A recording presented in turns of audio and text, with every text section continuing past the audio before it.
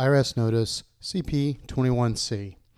You might receive this notice from the IRS if you made a change to your tax return, or you requested that the IRS make a change to your tax return, and it reduces your bill down to zero or results in a slight refund.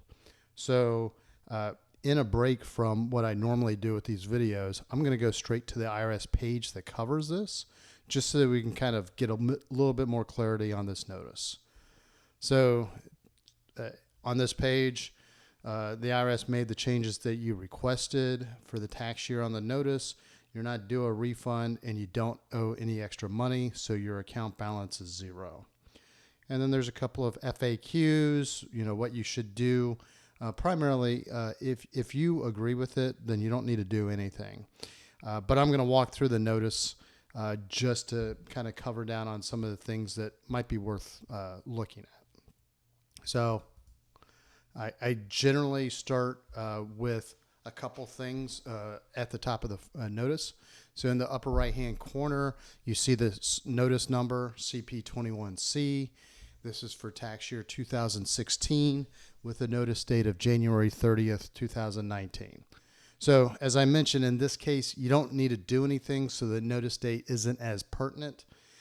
But if you see a notice where there is a request for you to make payment on a tax bill for some reason, then you would have a due date. And usually for tax payments, it's 21 days from the notice date.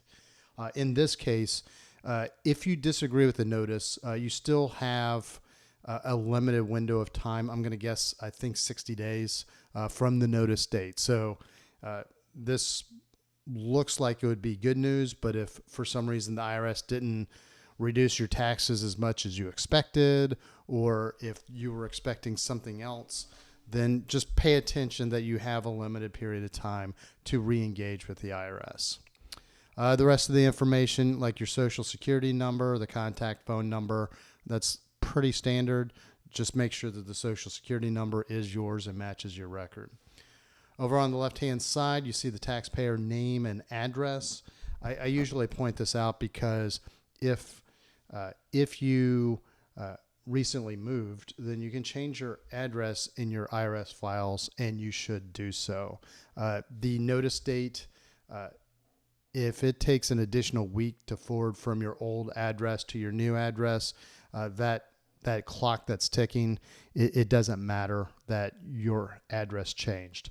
The IRS expects that as you change your address, that you reflect that in your tax records. So you can do that whenever you file your tax return. If you file with your new address, that prompts the IRS to go back and update your record. If you call the IRS, say at this 800 number, validate your information, you can change your address over the phone. And then the third way is by filing the change of address form. So if you don't want to wait on the phone tree, that's perfectly understandable. You can file IRS Form 8822 or IRS Form 8822-B for business owners. We'll put links in the show notes to articles and videos on those forms. And you should expect about 4 to 6 weeks that the IRS will take to update your address accordingly. Now let's take a look at this particular notice and just kind of walk through. So looks like there's a penalty charge that got decreased. There's probably the IRS Form 843.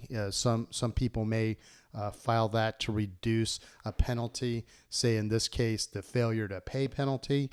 So when that penalty is decreased, then the IRS will recalculate the interest as well.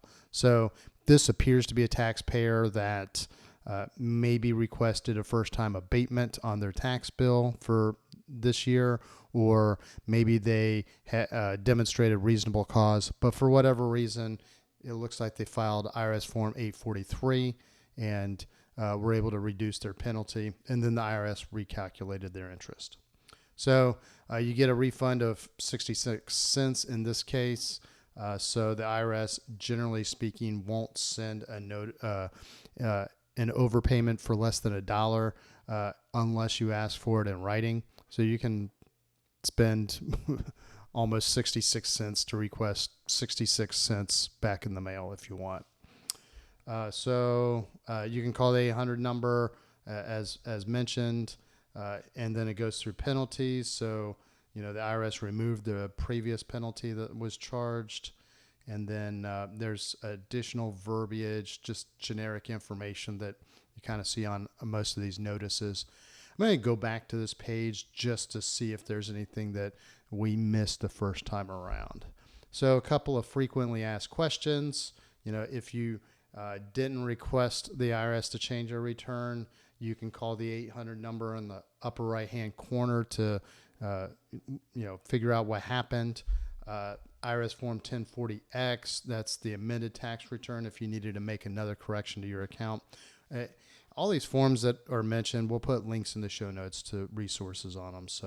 And then victim of identity theft, this might be kind of the, one of the big things. So if you didn't request that change and you don't get anything when you call the IRS, you may want to take a look at the identity theft resources.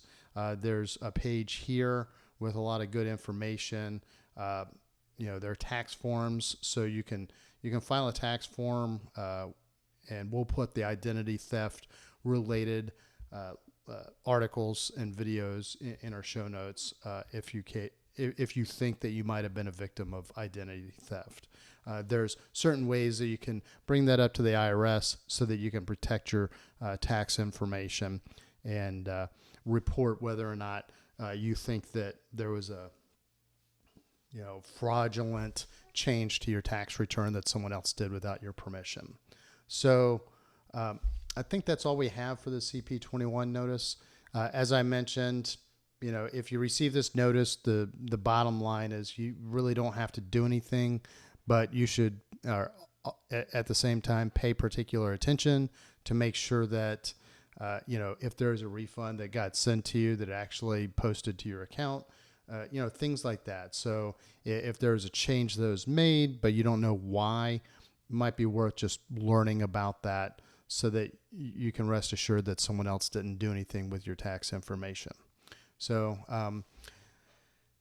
that's all we have for this form. As I mentioned, we'll put links in the show notes to articles and videos that we created about some of the forms mentioned here.